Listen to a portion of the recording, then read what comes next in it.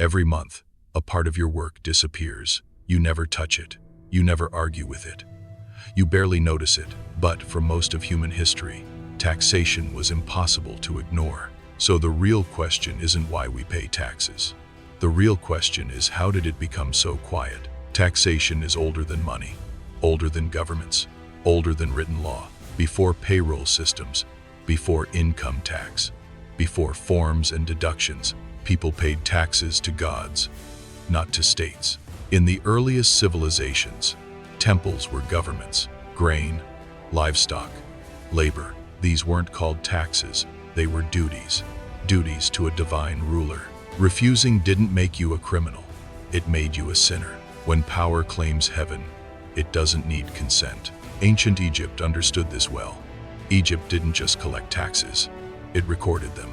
Scribes measured harvests, counted animals, tracked debts. Taxes funded temples, armies, and monuments that still stand today. If you failed to pay, punishment was public. Beatings, imprisonment, confiscation. One of the most famous artifacts in history wasn't a poem or a declaration. The Rosetta Stone was a tax document. It announced tax exemptions. From the very beginning, taxation created classes. Some people always paid less. The Roman Empire took taxation further. Rome turned tax collection into a business. Private collectors paid the state in advance and kept whatever extra they could extract. The government got predictable revenue. Collectors got rich. Citizens paid more than they owed. Even Roman soldiers were paid partly in salt. That's why we still use the word salary. Your paycheck still carries the language of taxation. Tax doesn't just take money, it shapes behavior. In the Middle Ages, taxes were simple: pay or be attacked.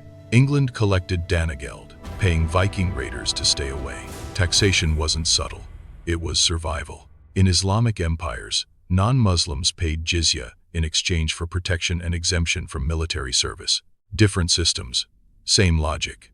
Taxes justified power. Over time, governments learned something important.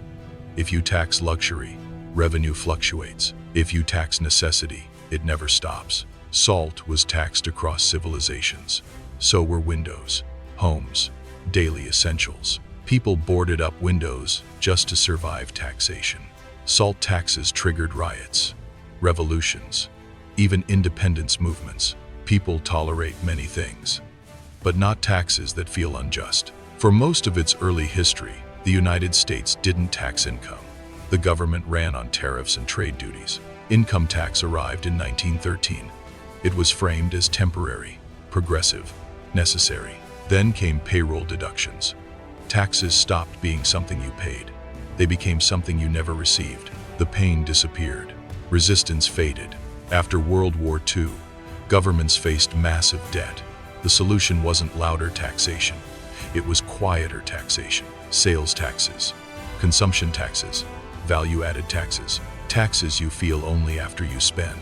Taxation learned to hide, not because it became fairer, but because it became less visible. From grain to gold, from gold to paper, from paper to deductions. The less you see it, the easier it is to accept. The most powerful tax is the one you never feel leaving. That isn't an accident.